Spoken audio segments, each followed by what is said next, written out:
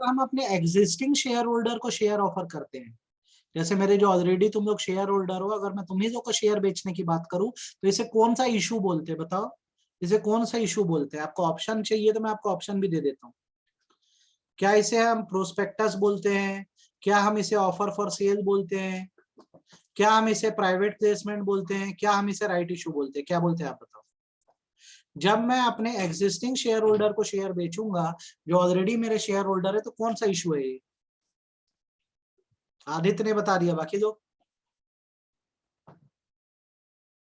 इसे हम लोग राइट इशू बोलते हैं बेटा, याद रखना। आपको मैंने कल बताया था। आप रिकॉर्डिंग लेके एक बार देख लेना, अगर आप लोग को लगे तो मैं रिकॉर्डिंग इसकी दे दूंगा, मैं सब रिकॉर्ड कर रहा हूँ, है ना।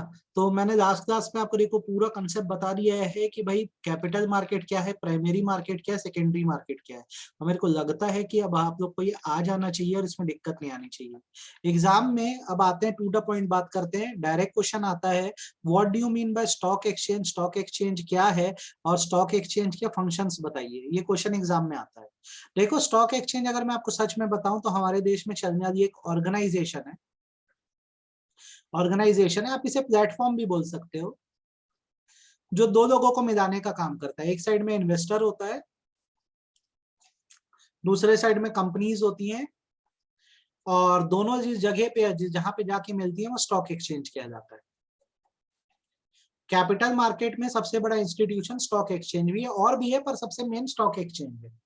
अभी एट प्रेजेंट भारत में 8 स्टॉक एक्सचेंज वर्क कर रहे हैं। पहले एक टाइम पे 23-24 हुआ करते थे, अब 8 ही बचे हैं जो भारत में वर्क कर रहे हैं। उसमें से जो सबसे बड़े स्टॉक एक्सचेंज भारत में काम कर रहे हैं, उनमें एक है Bombay stock exchange. Bombay stock exchange ये सबसे एशिया के पुराने स्टॉक एक्सचेंज में से एक है, बॉम्बे स्टॉक एक्सचेंज। और दूसरा स्टॉक एक्सचेंज जो भारत में काम कर रहा है वो नेशनल स्टॉक एक्सचेंज। सबसे ज्यादा व्यापार या ट्रेडिंग आप बोलोगे तो बॉम्बे स्टॉक एक्सचेंज में होती है। ये मुंबई में सिचुएटेड है, दलाल स्ट्रीट। बुल सिंबल बना रहता है, देखना वहां पे, मुंबई में सिचुएटेड है। नेशनल स्टॉक एक्सचेंज का भी ऑफिस मुंबई में सिचुएटेड है। तो तुम लोग जैसे अगर इन्वेस्टर हो, तुमको अगर आप किसी कंपनी के शेयर वेयर खरीदना है, तो सारे कंपनी के शेयर्स आपको इन्हीं स्टॉक एक्सचेंजेस में मिलते हैं। 8 हैं अभी भारत में, जो सबसे बड़े हैं वो बॉम्बे स्टॉक एक्सचेंज और नेशनल स्टॉक एक्सचेंज है। तो सिस्टम ऐसा चलता है कि जैसे तुम एक कंपनी चला रहे हो,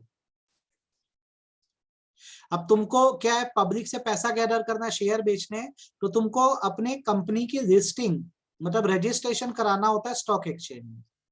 जब तुम रजिस्ट्रेशन या लिस्टिंग करा देते हो अपने शेयर्स की, तो स्टॉक एक्सचेंज अलाउ कर देता है कि हमारे यहाँ बहुत सारे ब्रोकर्स बैठे हुए हैं, ये ब्रोकर्स क्या करेंगे, आपके शेयर्स को जनरल पब्लिक को बेच देंगे।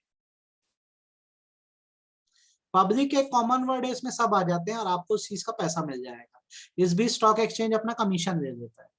तो स्टॉक एक्सचेंज वो प्लेटफॉर्म या मार्केट है जो शेयर्स में डील करवा रहा है, ठीक है। इसका एक बड़ा वर्ड सिक्योरिटीज होता है। सिक्योरिटीज एक बड़ा वर्ड है जिसमें शेयर आ जाते हैं, जिसमें बॉन्ड आ जाते हैं, जिसमें डिबेंचर आ जाते हैं, और ऐसे ही सारी चीजें आ जाती हैं। तो एक बड़ा वर्ड है, तो आप याद रखना, स्टॉक एक्सचेंज एक प्लेटफॉर्म है, एक ऑर्गेनाइजेशन है, एक जगह है जहां से सिक्योरिटीज में डील होता है, शेयर्स का लेन देन होता है।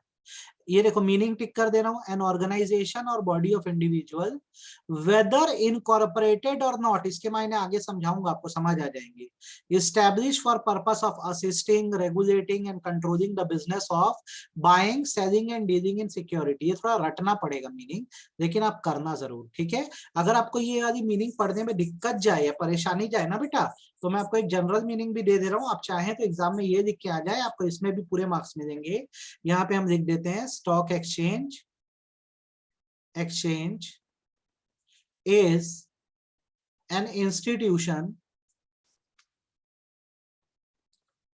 which allows dealing in securities।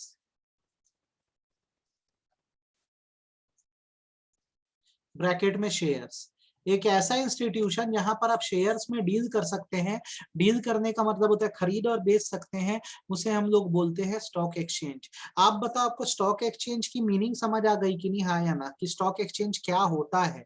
क्या आपको ये बात समझ आई, हाँ या ना? स्टॉक एक्सचेंज क्या होता है, आपको ये समझ आया कि नहीं, ये सबसे जरूरी है। अब स्टॉक एक्सचेंज अगर आपको समझ आ गया तो आपको ये भी समझ आ गया कि यहाँ पे रोज शेयर्स की खरीदी और बिक्री होती रहती है। अगर मैं एक इन्वेस्टर हूँ, आज मैंने शेयर खरीदे, मेरे को किसी और को बेचना है तो मैं स्टॉक एक्सचेंज का ही यूज करूंगा। इसलिए स्टॉक एक्सचेंज को हम लोग सेकेंडरी मार्केट बोलते हैं, क्योंकि दिन भर शेयर्स की खरीदी बिक्री होती रहती है। अब इसके फंक्शन क्या है स्टॉक एक्सचेंज के? तो सबसे पहला फंक्शन है ये इकोनॉमिक बैरोमीटर है। इकोनॉमिक बैरोमीटर का मतलब होता है स्टॉक एक्सचेंज कैसा परफॉर्म कर रहा है, ये दिखा देता है कि अभी इकोनॉमी की देश में कंडीशन क्या है। अगर हमारे देश की इकोनॉमिक कंडीशन खराब होगी तो देखना स्टॉक एक्सचेंज में नुकसान में जाने लगते हैं शेयर, स्टॉक एक्सचेंज गिर जाता है। और अगर हमारी इकोनॉमी या देश अच्छा परफॉर्म कर रहा होगा तो स्टॉक एक्सचेंज में बिजनेस बढ़ जाता है। स्टॉक एक्सचेंज को हम लोग पल्स ऑफ इकोनॉमी भी बोलते हैं, हम लोग इसे इकोनॉमिक मिरर भी बोलते हैं। ये देश की इकोनॉमिक कंडीशन बताता है। जैसे एग्जांपल के तौर पे मैं आपको बताऊं, इंडिया, अगर इंडिया में कोई बड़ा लॉस हो जाता है, कभी भी याद रखना किसी भी तरह का, मान लो बड़े बड़े बिजनेस हाउसेस ने लॉस कर दिया, अंबानी डिफॉल्टर निकल गया, अडानी डिफॉल्टर निकल गया, तो जब ऐसा लॉस होगा तो लोगों के मन में डर आएगा कि क्या पता आगे क्या हो। तो लोगों ने अपने पैसे शेयर में रखे हुए हैं, तो लोग शेयर उठा के धड़ाधड़ बेचना चालू कर देंगे, सेल करना चालू कर देंगे। और आपको ये बात पता है कि जब कोई चीज बहुत ज्यादा बिकती है, मतलब सप्लाई बढ़ जाती है, तो पूरा का पूरा मार्केट गिर जाता है। आप तो क्या क्या बता दिए सर, कुछ नहीं समझ आया। मैं ये बोला कि जैसे हमारा भारत देश है, यहाँ पे अगर किसी भी तरह का, एग्जैक्टली मार्केट क्रैश बोलते हैं इसको, जैसे कोई भी नुकसान हुआ तो हम लोग, आम लोग क्या डर जाएंगे और अपने ना शेयर, वही होता है मार्केट क्रैश। क्या हो गया, जैसे मान लो कि कल को खबर आती है कि रिलायंस इंडस्ट्रीज लिमिटेड बंद होने वाली है, एक अफवाह है, लेकिन अगर मान लो अफवाह फैली तो जितने लोगों ने रिलायंस में शेयर खरीदे होंगे वो एकदम पागल हो जाएंगे अपने शेयर्स बेचने के लिए। तो जैसे सब लोग अपने शेयर बेचेंगे तो मार्केट में सप्लाई एकदम बढ़ जाएगी, और जब किसी चीज की सप्लाई बहुत ज्यादा बढ़ जाती है तो पूरा रेट गिर जाता है और मार्केट डिस्ट्रॉय हो जाता है। तो शेयर बाजार हमें ये शो करता है कि हमारी इकोनॉमी कैसी चल रही है। अगर बाजार में लोग ज्यादा से ज्यादा शेयर खरीद रहे हैं, इंटरेस्ट ले रहे हैं, मतलब इकोनॉमिक कंडीशन कंट्री की अच्छी है, मतलब बाजार उछाल पे है। और अगर शेयर बाजार में लोग शेयर डर डर के बेचे जा रहे हैं, मतलब मार्केट गिर गया है, क्रैश हो गया है और हमारा देश जो है बहुत नुकसान में जा रहा है। तो सबसे पहला जो शेयर बाजार है वो इकोनॉमिक बैरोमीटर है। शेयर बाजार कैसा परफॉर्म करता है, इससे हमें ये समझ आता है कि देश के हालात क्या है। अगर शेयर बाजार में उछाल है, लोग ज्यादा से ज्यादा इन्वेस्ट कर रहे हैं, मतलब हमारी इकोनॉमिक कंडीशन अच्छी है। और शेयर बाजार में अगर गिरावट है, लोग ज्यादा से ज्यादा शेयर बेच के निकलना चाह रहे हैं बाजार से, खरीदने में इंटरेस्टेड नहीं है, तो फिर मार्केट भी डूब रहा है और देश भी डूब रहा है। पहले बताओ, बात समझ आई कि सिर के ऊपर से गई? बात समझ आई कि सिर के ऊपर से गई? कंसेप्ट समझ आया इकोनॉमिक बैरोमीटर का? सिर्फ विजय को आया, बाकी लोग को नहीं आया? हैंड रेस करो। दूसरी बात, स्टॉक एक्सचेंज के कारण ही शेयर्स के प्राइस डिसाइड हो सकते हैं। जैसे आप इकोनॉमिक्स में मेरे से ही पढ़े हो, आप इकोनॉमिक सिंपल सा नियम जानते हो कि जब किसी चीज की डिमांड बढ़ती है तो उसका प्राइस भी बढ़ जाता है। जब किसी चीज की डिमांड बढ़ती है तो उस चीज का प्राइस भी क्या होता है, ज्यादा डिमांड बढ़ने के कारण बढ़ जाता है। पूरा जो शेयर मार्केट या स्टॉक मार्केट है, ये हमेशा याद रखना डिमांड और सप्लाई चेन के हिसाब से चलता है। डिमांड और सप्लाई के हिसाब से पूरा मार्केट चलता है। डिमांड ज्यादा होगी, प्राइस बढ़ेगा, सप्लाई ज्यादा होगी, प्राइस गिरेगी। ये बात याद रखना, जब मार्केट में किसी भी चीज की डिमांड बहुत ज्यादा हो जाती है तो उसका रेट अपने आप बढ़ने लग जाता है। और किसी चीज की सप्लाई अगर मार्केट में बहुत ज्यादा हो जाती है तो फिर वो चीज सस्ती मिलने लगती है, प्राइस गिर जाता है।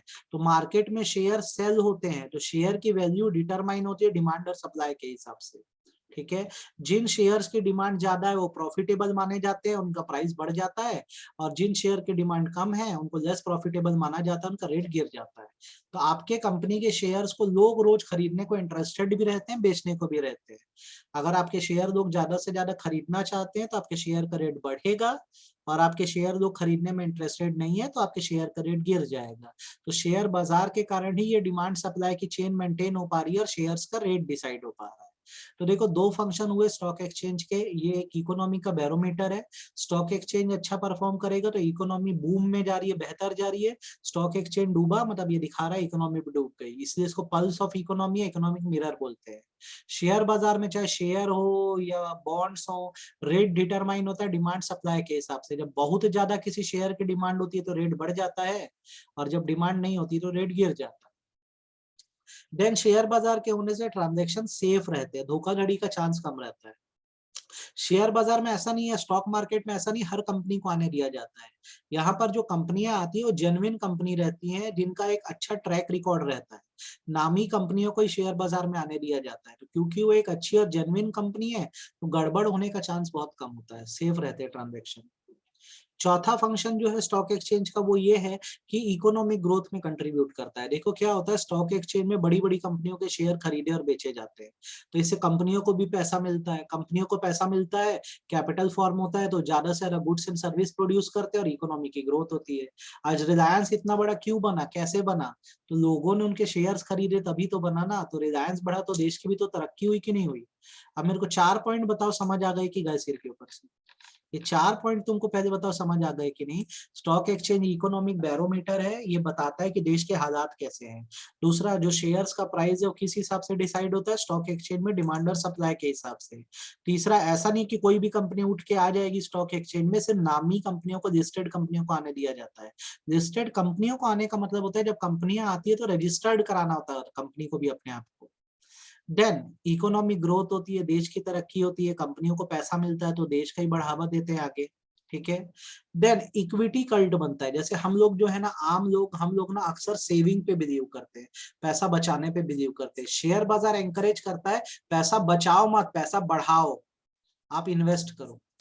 तो शेयर बाजार ज्यादा से ज्यादा अपने प्रोग्राम्स करता है, सेमिनार करता है। रायपुर में भी बहुत सारे सेमिनार होते रहते हैं ताकि लोगों को शेयर बाजार के बारे में बताया जा सके और इन्वेस्टमेंट की हैबिट डलवाई जाए लोगों में। ठीक है। देन शेयर बाजार स्पेकुलेशन को बढ़ावा देता है। क्या होता है शेयर बाजार में, कभी प्राइस अप होता है, कभी प्राइस लो होता है, तो इससे आप प्रॉफिट अर्न कर सकते हो। जैसे अभी हाल ही में मैंने एक शेयर खरीदा था 650 रुपए का, उसका रेट मार्केट में 1500 रुपए हो गया है। उसका रेट मार्केट में 1500 रुपए हो गया, तो इस कारण से मेरा शुद्ध मुनाफा हो गया है अभी 850 रुपए का। ये मेरा प्रॉफिट है। तो शेयर बाजार की सबसे अच्छी खासियत बेसिकली ये होती है कि फायदा बहुत होता है। जैसे शेयर का रेट गिरे तो खूब शेयर खरीद लो और जब बढ़े तो बेच दो। ठीक है, तो इसे कमा लेते हो, इसी को स्पेकुलेशन बोलते हैं। देन लिक्विडिटी आती है शेयर बाजार से। लिक्विडिटी मतलब अवेलेबिलिटी इन कैश। क्या होता है, आप जैसे शेयर खरीद रहे हो ना, तो आपका पैसा एक पेपर फॉर्म में, सर्टिफिकेट फॉर्म में आप ही के पास है। आपको कल को वापस से कैश चाहिए होगा, आप कभी भी अपने शेयर्स को उठा के बेच देना, वो कैश में कन्वर्ट हो जाएगा। लिक्विडिटी मतलब होता है कैश होता है, आप कैश है ना, पिज्जा खाने से अच्छा शेयर में लगा दो, पैसा भी बढ़ेगा और आपको जब लगेगा आप क्या करो, उन शेयर्स को बेचो और अपना कैश आप वापस ले सकते हो। तो इसे लिक्विडिटी बोलते हैं। आपको ये सातों पॉइंट समझ आ गए कि मेरे को दोबारा समझाना पड़ेगा, ये बताओ। आपको कोई पॉइंट ऐसा है कि मैं दोबारा समझाऊं कि आपको समझ आ गया?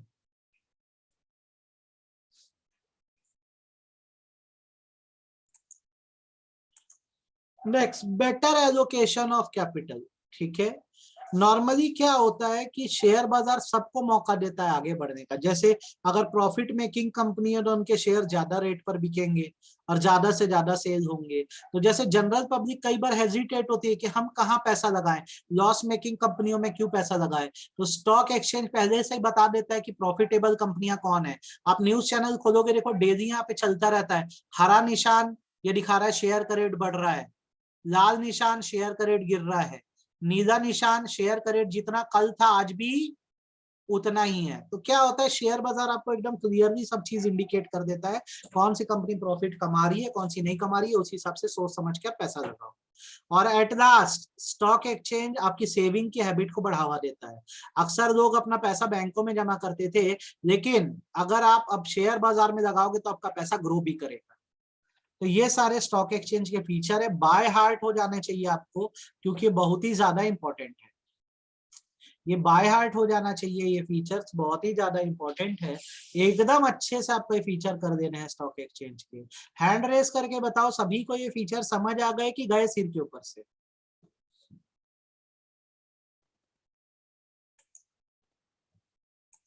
अब आगे आते हैं ट्रेडिंग प्रोसीजर पे कि जैसे तुम लोग अभी तो 18 साल से कम उम्र के हो, अभी तुम लोग जब 18 साल के हो जाओगे तो तुम लोग को भी जैसे इन्वेस्ट करना होगा ना कल को, तो कैसे इन्वेस्ट करोगे, शेयर ट्रेडिंग का प्रोसीजर क्या होता है, ये आप लोग थोड़ा सीख लो। आपको अगर कभी भी शेयर ट्रेडिंग करनी है ना, तो आपको किसी एक ब्रोकर को चुनना होता है। ब्रोकर के थ्रू आप क्या करते हो, शेयर ट्रेडिंग करते हो। ब्रोकर कौन होता है, यहाँ पे मैं लिख दे रहा हूं। ब्रोकर जो होता है बेटा, स्टॉक एक्सचेंज का मेंबर होता है। स्टॉक एक्सचेंज का मेंबर होता है, जो क्या करता है, बेसिकली आपके लिए शेयर्स में डील करता है। तो आप सीधे स्टॉक एक्सचेंज में जब कांटेक्ट करने जाते हैं तो ब्रोकर से करते हैं। अगर ऑफलाइन करना है, मतलब ऐसे फिजिकली जाना है, तो इनके ऑफिसेस होते हैं।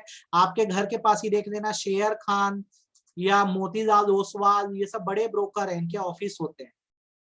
आप इनके यहाँ जा सकते हैं, विजिट करो। ऑनलाइन अगर आपको जाना है तो बहुत सारे एप्स है ब्रोकर्स के, जैसे कुछ नाम आपके लिए मैं लिख दे रहा हूँ। Zerodha, grow, GROWW, grow app. आप इन एप्स को डाल दीजिए, ब्रोकर्स के ऐप हैं।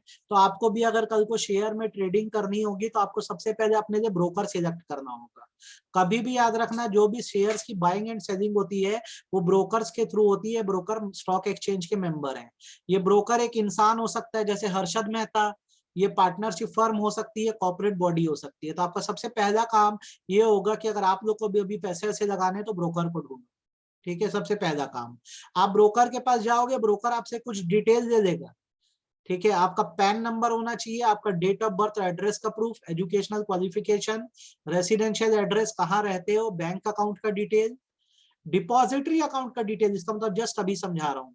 ठीक है, और किसी ब्रोकर के पास गए तो नहीं थे, उनके रजिस्ट्रेशन तो नहीं है, ये 3 चीजें। क्लाइंट कोड भी अभी समझा रहा हूँ, 2 चीज सीखो।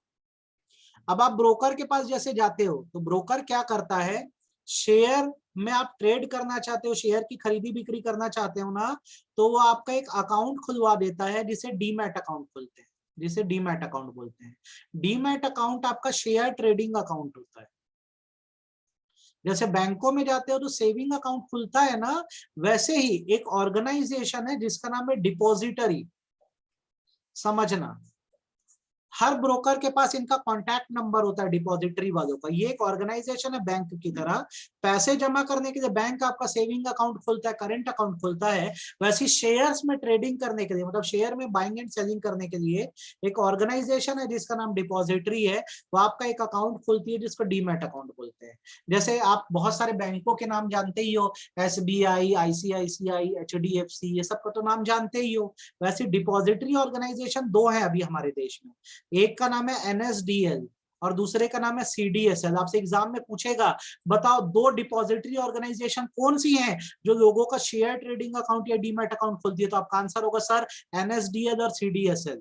ठीक है, NSDL का फुल फॉर्म है national securities depository limited, national security depository limited, और CDSL का सेंट्रल डिपॉजिटरी सर्विसेज लिमिटेड। ये आपके घर नहीं आते, आपसे डायरेक्ट कांटेक्ट नहीं करते हैं। आप जब ब्रोकर के पास जाते हो, ब्रोकर आपसे सारा डिटेल लेके आपका एक डीमैट अकाउंट खोल देता है। ठीक है, आपका अकाउंट खुल गया। अब इस अकाउंट से आप क्या करो, शेयर की परचेज सेल चालू कर सकते हो। आपको मेरी बात सिर के ऊपर से गई कि समझ आई? तो आपका क्या हुआ, ये डिपॉजिटरी अकाउंट डिटेल भी दे देगा, मतलब आपका डीमैट अकाउंट खुलवा के देगा। तो सबसे पहले ब्रोकर को चुनो, फिर वो आपका कौन सा अकाउंट खुलवा के देगा, डीमैट अकाउंट। कौन खोल के देता है, तो डिपॉजिटरी ऑर्गेनाइजेशन खोल के देती है। सिर के ऊपर से गई बात की समझ आई, ये बोलो।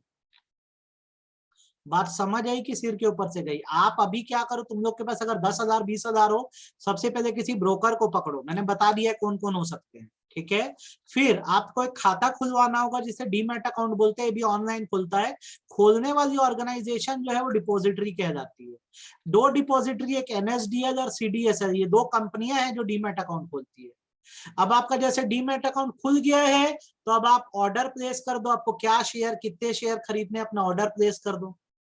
आप जब ऑर्डर प्लेस करोगे तो एक बार ब्रोकर ये चेक करके देखेगा कि आप जिस रेट पर वो शेयर चाह रहे हैं उस रेट पे अवेलेबल है कि नहीं।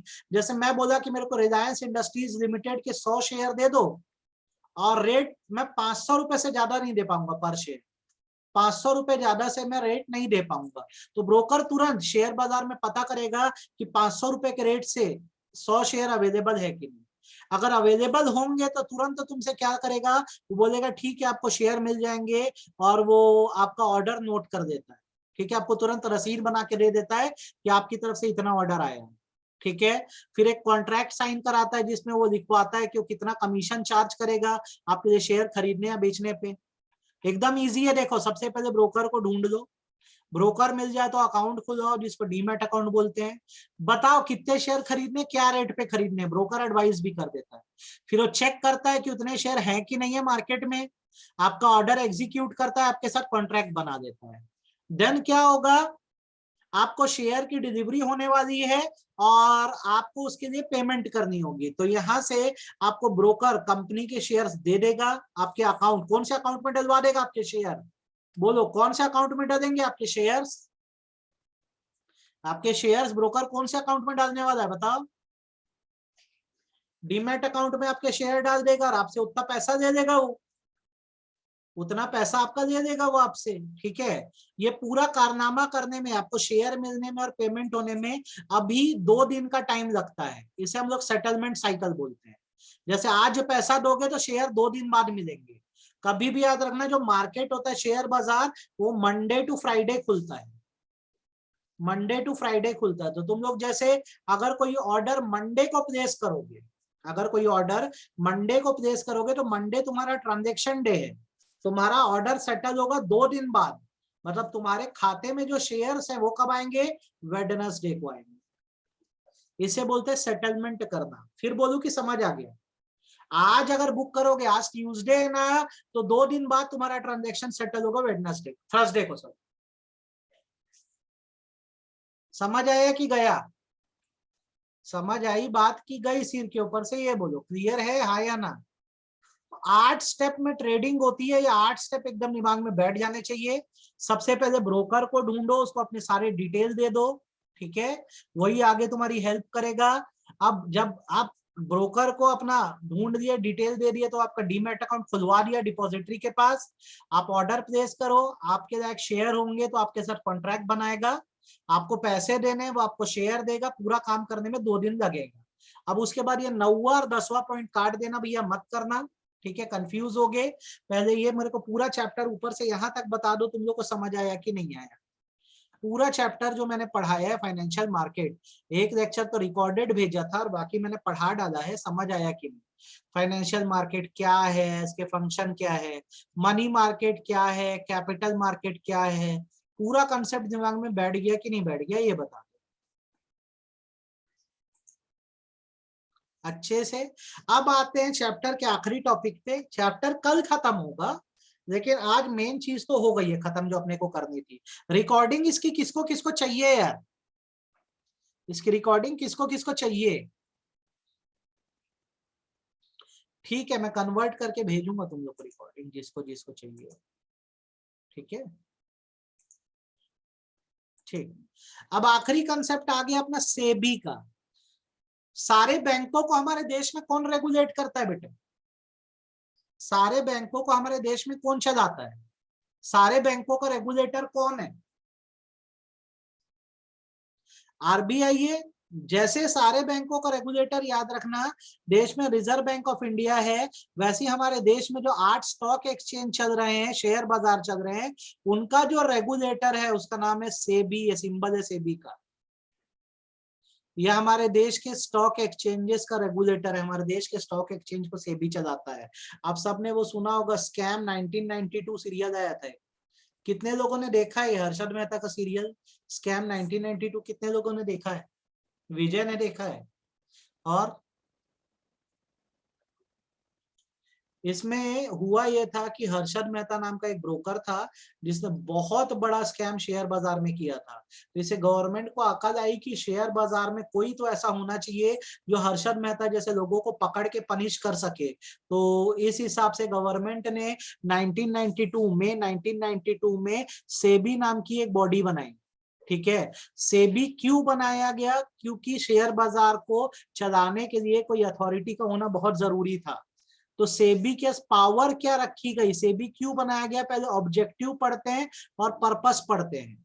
तो सेबी को बनाने का मेन पर्पस ये था कि जो माल प्रैक्टिस होती थी, माल प्रैक्टिस मतलब होता है जो बैड प्रैक्टिस होती थी शेयर बाजार में, उसको रोका जा सके और जो भोले भाले इन्वेस्टर्स हैं उनको प्रोटेक्ट किया जा सके। तो यहाँ पर जब सेबी बनाया गया तो तीनों का ध्यान रखा गया। जो इशुअर हैं, इशुअर मतलब कंपनियां होती हैं, सेबी ज्यादा से ज्यादा चाहता है कि कंपनियां आए शेयर बाजार से अपने शेयर बेचें। जो हम इन्वेस्टर्स हैं हमको प्रोटेक्ट करने का काम सेबी करता है, और जो इंटरमीडियरी है, इंटरमीडियरी मतलब जो ब्रोकर है, उनके लिए रूल बनाने का काम करता है। ये 3 पर्पस हैं। अब इसको ऑब्जेक्टिव के हिसाब से लोगे तो सेबी के जो ऑब्जेक्टिव या एम है वो ये है, शेयर बाजार में जो भी एक्टिविटी हो रही है उसको रेगुलेट करना, जो इन्वेस्टर्स हैं, पैसा लगाने वाले लोग हैं, उनके पैसों को बचाना, उनको सिक्योर करना, हर तरह की फ्रॉड प्रैक्टिस या माल प्रैक्टिस को रोक देना, और एक कोड ऑफ कंडक्ट या rule and regulation banana intermediaries या ब्रोकर्स के लिए। ब्रोकर के लिए एक सेट ऑफ रूल बनाना जिसको ब्रोकर रूल को फॉलो करेंगे। ये सारे काम सेबी को करने हैं, ये सेबी का मेन ऑब्जेक्टिव है।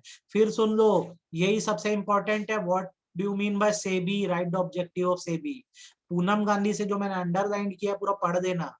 सबसे पहला ऑब्जेक्टिव है शेयर बाजार में जो भी एक्टिविटी या काम हो रहा है उसको चलाना, रेगुलेट करना, वहां जो इन्वेस्टर्स हैं उनको प्रोटेक्ट करना, हर तरह की फ्रॉड या गलत प्रैक्टिस को रोकना, और एक कोड ऑफ कंडक्ट या रूल बना देना। क्या बना देना? कोड ऑफ कंडक्ट या रूल बना देना, ताकि बाजार में जो ब्रोकर है वो भी ढंग से काम करे।